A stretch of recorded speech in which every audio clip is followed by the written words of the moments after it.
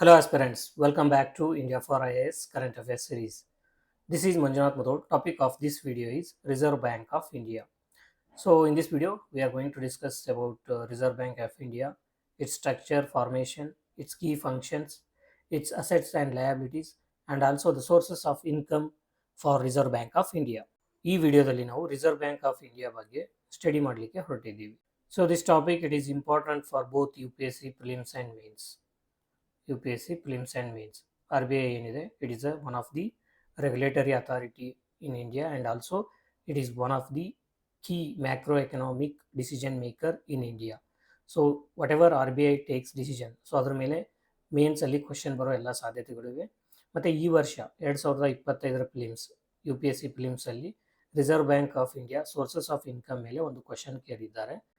So this topic it is also important for other exams like upcoming SSC exam and KPSC Group C exam ಏನಿದೆ ಅದಕ್ಕೂ ಇದು important ಆಗಿರುತ್ತೆ. So ರೀಸೆಂಟಾಗಿ RBI ಏನಕ್ಕೆ ನ್ಯೂಸಲ್ಲಿ ಇರುತ್ತೆ ಅಂದರೆ RBI cuts the repo rate by 100 basis point. So 100 base ಪಾಯಿಂಟ್ಸ್ನಲ್ಲಿ ಏನು ಮಾಡುತ್ತೆ, RBI ರಿಪೋ ರೇಟ್ನ ಕಟ್ ಮಾಡುತ್ತೆ. ಸೊ ಅದಕ್ಕೋಸ್ಕರ ಇದು ನ್ಯೂಸಲ್ಲಿದೆ. ಸೊ ಈ ವಿಡಿಯೋದಲ್ಲಿ ನಾವು ರಿಪೋ ರೇಟ್ ಅಂದ್ರೇನು, ರಿವರ್ಸ್ ರಿಪೋ ರೇಟ್ ಅಂದ್ರೇನು, ಸೊ ಈ ಬ್ಯಾಂಕಿಂಗ್ ಟರ್ಮಾಲಜಿನೆಲ್ಲ ಸ್ಟಡಿ ಮಾಡ್ಲಿಕ್ಕೆ ಹೋಗೋದಿಲ್ಲ. We are purely studying in detail about RBI, its structure, composition, and its functions, its assets and liabilities, and also its sources of income. Now we will look into the formation of RBI. So ಯಾವಾಗ RBI formation ಆಯಿತು? It was established in the year 1935 April 1st. So April 1st ಅಲ್ಲಿ in the year 1935 ಅಲ್ಲಿ RBI ನ establish ಮಾಡಲಾಗುತ್ತೆ. So this was established under the Reserve Bank of India Act 1934. Initially its headquarters was located at Calcutta. So ಕೋಲ್ಕತ್ತಾದಲ್ಲಿರುತ್ತೆ. ಅದು later ಎಲ್ಲಿ ಮಾಡ್ತಾರೆ, ಮುಂಬೈಗೆ move ಮಾಡ್ತಾರೆ ಇನ್ ದ ಇಯರ್ 1937. ಇದರದ್ದು ಓನರ್ಶಿಪ್ ಮೊದಲು ಯಾವ ರೀತಿ ಇರುತ್ತೆ ಅಂದರೆ it was completely privately owned. ಇದನ್ನು ಏನು ಮಾಡ್ತಾರೆ, 1949ರಲ್ಲಿ ನ್ಯಾಷನಲೈಸ್ ಮಾಡಲಾಗುತ್ತೆ. So now it is fully owned by government of India. Now we will look in to the structure of RBI. So RBI structure ಏನಿದೆ, it has a central board of directors. So central board of directors ಅಲ್ಲಿ official directors ಇರ್ತಾರೆ, non official directors ಇರ್ತಾರೆ. So they are appointed by the government of India under the RBI Act 1934. There term is 4 years. Official members ಅಲ್ಲಿ ಯಾರು ಇರ್ತಾರೆ, official directors ಅಲ್ಲಿ ಅಂತಂದರೆ governor ಇರ್ತಾರೆ, ಅವ್ರ ಜೊತೆಗೆ 4 ಡೆಪ್ಯೂಟಿ ಗವರ್ನರ್ಸ್ ಇರ್ತಾರೆ. ನಾನ್ ಅಫಿಷಿಯಲ್ ಡೈರೆಕ್ಟರ್ಸ್ ಅಲ್ಲಿ 10 nominated by government. So government nominate ಮಾಡಿರ್ತಕ್ಕಂಥ 10 ನಾಮಿನೇಟೆಡ್ ನಾನ್ ಅಫಿಷಿಯಲ್ ಡೈರೆಕ್ಟರ್ಸ್ ಇರ್ತಾರೆ, 2 ಗೌರ್ಮೆಂಟ್ ಅಫಿಷಿಯಲ್ಸ್ ಇರ್ತಾರೆ, and 4 directors from the regional boards. So RBI ಇದ್ದು 4 ರೀಜನಲ್ ಬೋರ್ಡ್ ಇದೆ. Northern regional board located in New Delhi, southern in Chennai, western in Mumbai, and eastern in Kolkata. Now we will look in to the key functions of the RBI. So RBI key functions ಏನಿದೆ ಅಂತ ನೋಡ್ತಾ ಹೋಗೋಣ. First one is RBI is the monetary authority in India. As a part of its monetary authority, RBI ಏನು ಮಾಡುತ್ತೆ, it implements the monetary policy. Monetary policy ಏನಿದೆ ಅದನ್ನ implement ಮಾಡುತ್ತೆ. So ಈ ಮಾನಿಟರಿ ಪಾಲಿಸಿಯಲ್ಲಿ RBI ಏನು ಮಾಡುತ್ತೆ, ರಿಪೋ ರೇಟ್, ರಿವರ್ಸ್ ರಿಪೋ ರೇಟ್ನ changes ಮಾಡ್ತಾ ಇರುತ್ತೆ. ಸೊ ಇದರಿಂದ ಏನಾಗುತ್ತೆ, it ensures price stability and it supports the growth. So price stability ಅಂತಂದರೆ ಇನ್ಫ್ಲೇಷನ್ ಏನಿದೆ ಅದನ್ನು ಕಂಟೈನ್ ಮಾಡಲಿಕ್ಕೆ ಹೆಲ್ಪ್ ಮಾಡುತ್ತೆ, and this helps in the growth, economic growth. So as a part of its monetary policy, government ಏನು ಮಾಡಿದೆ, RBIಗೆ ಒಂದು inflation ರೇಂಜನ್ನು ಟಾರ್ಗೆಟ್ ಮಾಡಿದೆ. So this was introduce in the year 2016 by amending the RBI Act. So ಇದಕ್ಕೇನಂತ ಕರಿತೀವಿ ಅಂದರೆ ನಾವು flexible inflation targeting ಅಂತ ಕರಿತೀವಿ. ಸೊ ಇದ್ರ ಪ್ರಕಾರ ಏನು ಮಾಡಬೇಕು, RBI 4% ±2% ಇನ್ಫ್ಲೇಷನ್ನ ಟಾರ್ಗೆಟ್ ಮಾಡಬೇಕು. ಅಂದರೆ 2%ಇಂದ 6%ವರೆಗೂ ಇನ್ಫ್ಲೇಷನ್ನ ಇದು ಮೇಂಟೈನ್ ಮಾಡಬೇಕು.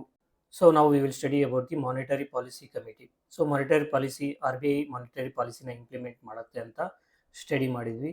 ಸೊ ಆ ಮಾನಿಟರಿ ಪಾಲಿಸಿಯಲ್ಲಿ RBI ಏನು ಮಾಡುತ್ತೆ, ರಿಪೋ ರೇಟ್ನ ಚೇಂಜಸ್ ಮಾಡ್ತಾ ಇರುತ್ತೆ. ಸೊ ಅದರಿಂದ ಏನಾಗುತ್ತೆ, ಇಂಟ್ರೆಸ್ಟ್ ರೇಟ್ ಚೇಂಜಸ್ ಆಗ್ತಾ ಇರುತ್ತೆ. ಸೊ ಈ ಮಾನಿಟರಿ ಪಾಲಿಸಿನ ಡಿಸೈಡ್ ಮಾಡೋದು ಮಾನಿಟರಿ ಪಾಲಿಸಿ ಕಮಿಟಿ ಅಂತ. So this was established in the year 2016 under the section 45ZB of the RBI Act. ಇದ್ರ ಪರ್ಪಸ್ ಏನಂತ ನಾವು ನೋಡ್ತಾ ಹೋದರೆ, it decides the policy interest rate, that is repo rate.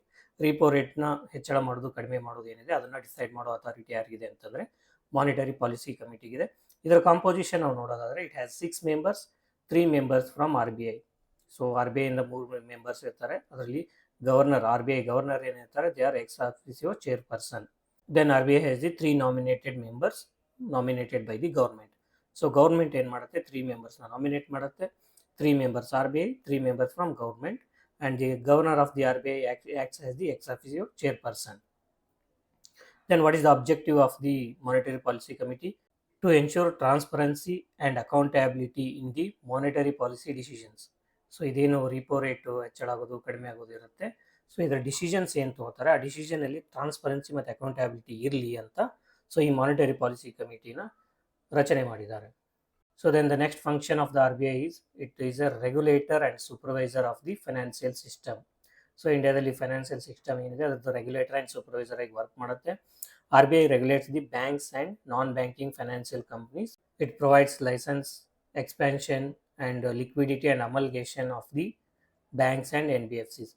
So ಹೊಸ bank ತೆಗಿಲಿಕ್ಕೆ licence ಕೊಡೋದಿರ್ಬೋದು, bank branches expansion ಮಾಡಲಿಕ್ಕೆ, so bank ಅಥವಾ NBFCದು ಲಿಕ್ವಿಡಿಟಿನ ಮಾಡಲಿಕ್ಕೆ, ಅಥವಾ 2 NBFC ಅಥವಾ 2 ಬ್ಯಾಂಕ್ನ ಅಮಲ್ಗೇಷನ್ ಮಾಡಲಿಕ್ಕೆ. ಸೊ ಎಲ್ಲ ಆ್ಯಕ್ಟಿವಿಟೀಸ್ನ ರೆಗ್ಯುಲೇಟ್ ಮಾಡೋದು ಯಾವುದು ಅಂತಂದರೆ RBI. So this helps in ensuring financial stability. So it protects the depositor protection. So ಯಾರೆಲ್ಲ ಬ್ಯಾಂಕಲ್ಲಿ ದುಡ್ಡನ್ನ ಡೆಪಾಸಿಟ್ ಮಾಡಿರ್ತಾರೆ, ಸೊ ಆ ಡೆಪಾಸಿಟರ್ ಪ್ರೊಟೆಕ್ಷನ್ ಮಾಡುತ್ತೆ. Then if it helps in efficient banking services. Then the next function of the RBI is it is the manager of foreign exchange. So foreign exchange, India's foreign exchange ಏನಿದೆ ಅದನ್ನು manage ಮಾಡೋದು ಯಾವುದು, RBI. So as per the foreign exchange management act 1999, ಈ act ಪ್ರಕಾರ ಏನು ಮಾಡುತ್ತೆ, RBI foreign exchange ಮ್ಯಾನೇಜ್ಮೆಂಟ್ನ ಮಾಡುತ್ತೆ. So it maintains the forex reserves, foreign exchange reserves ಏನಿದೆ ಅದನ್ನು ಮೇಂಟೈನ್ ಮಾಡೋದು ಯಾವುದು, RBI. And also it facilitates the external trade and manages the rupee external value. So external trade, ಹೊರ ದೇಶಗಳೊಂದಿಗೆ ಏನು ನಾವು ಟ್ರೇಡ್ ಮಾಡ್ತೀವಿ, ಸೊ ಅದನ್ನು ಟ್ರೇಡ್ ಮಾಡಲಿಕ್ಕೆ ಫೆಸಿಲಿಟೇಟರ್ ಆಗಿ RBI ಆ್ಯಕ್ಟ್ ಮಾಡುತ್ತೆ. ಜೊತೆಗೆ ಇದು ರುಪಿದು ಎಕ್ಸ್ಟರ್ನಲ್ ವ್ಯಾಲ್ಯೂ ಏನಿದೆ ಅಗೇನ್ಸ್ಟ್ US ಡಾಲರ್, ಸೊ ಅದನ್ನು ಎಕ್ಸ್ಟರ್ನಲ್ ರುಪಿ ವ್ಯಾಲ್ಯೂನ ಏನು ಮಾಡುತ್ತೆ, ಇದು ಮ್ಯಾನೇಜ್ ಮಾಡುತ್ತೆ. Then next its function is issuer of currency.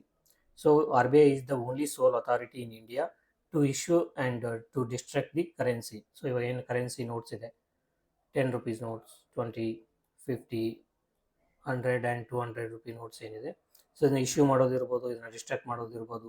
Coins ಏನಿದೆ, 1 rupee coin, 2 rupee coin, 5 rupee coin. So currency ಏನಿದೆ ಅದನ್ನು ಇಶ್ಯೂ ಮಾಡ್ತಕ್ಕಂಥ ಮತ್ತು ಡಿಸ್ಟ್ರಕ್ಷನ್ ಮಾಡ್ತಕ್ಕಂಥ ಅಥಾರಿಟಿ ಇರೋದು RBIಗೆ ಮಾತ್ರ. So this helps in ensuring adequate quantity and quality of notes and coins in India. So RBI also has a developmental role. So developmental role ಅಂತಂದರೆ ಯಾವುದು, it supports the rural and agricultural finance. So rural ಡೆವಲಪ್ಮೆಂಟಿಗೆ ಏನು finance ಇದೆ ಮತ್ತು agricultural finance ಏನಿದೆ, agriculture credit, ಅದನ್ನು ಇದು support ಮಾಡುತ್ತೆ. And also it has a priority sector lending scheme. So priority sector lending scheme ಅಂತ ಏನು ಕರಿತೀವಿ, ಸೊ ಅದನ್ನು RBI as a part of its developmental role it functions. Then it promotes financial institutions, financial instruments and financial infrastructure as a part of its developmental role. So that is the function, that is the developmental role of the RBI. Then coming to the financial inclusion initiative. So in the field of financial inclusion, RBI has started bank-led model, and it has also initiated no-frill accounts. And as a part of its it's a technological intervention. It initiated ATMs, mobile banking, and biometric devices for financial inclusion, and also it is promoting universal access to financial services. So these are the financial inclusion initiatives taken by RBI. So coming to the other related functions of the RBI, it is banker to the government. ಅಂದರೆ government ಅದೇನು banking activities ಇದೆ ಅದನ್ನು handle ಮಾಡೋದು RBI. It handles the accounts, public debt and remittance of the government, and also it is banker to the banks. ಅದರ ಅರ್ಥ it maintains the accounts of the scheduled banks. It acts as a lender of last resort to the banks. So these are the two other important functions of the RBI. Now we will look into the sources of income for the Reserve Bank of India. So Reserve Bank of Indiaಗೆ income ಯಾವ ರೀತಿ generate ಆಗುತ್ತೆ ಅಂತ ನಾವು ನೋಡ್ತಾ ಹೋದರೆ, so ಮೊದಲನೇದಾಗಿ interest income. So interest income ಯಾವ ರೀತಿ, interest on government securities, that is bonds and tables.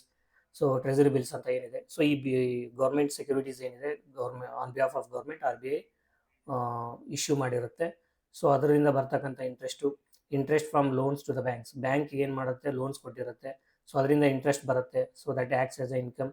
Then interest on foreign reserves and assets, RBIದು ಫಾರಿನ್ ರಿಸರ್ವ್ಸ್ ಮತ್ತು ಅಸೆಟ್ಸ್ ಏನಿರುತ್ತೆ ಅದ್ರ ಮೇಲೂ ಇನ್ಕಮ್ ಬರುತ್ತೆ, ಇಂಟ್ರೆಸ್ಟ್ ಬರುತ್ತೆ. So that is also acts as the source of income. That is first one is interest income. Then profit from forex transactions.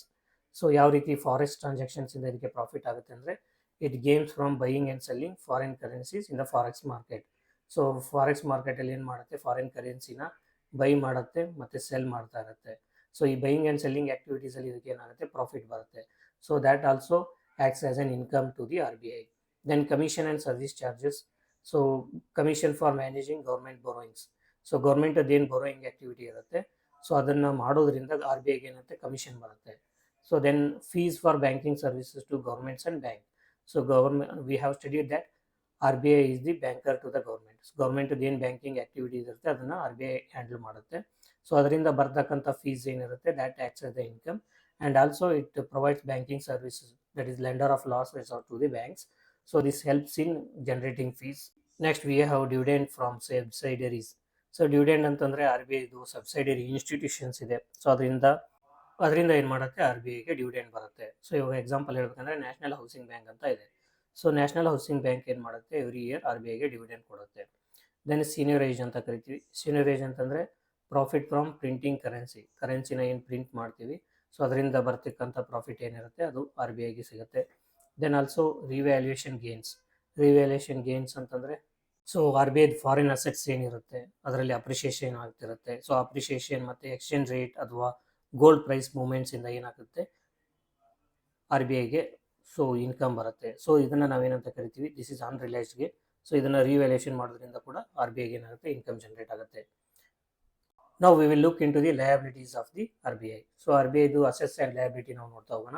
Liabilities ಏನಂತಂದರೆ currency in circulation. So this is the first liability, or this is one of the liability of the RBI.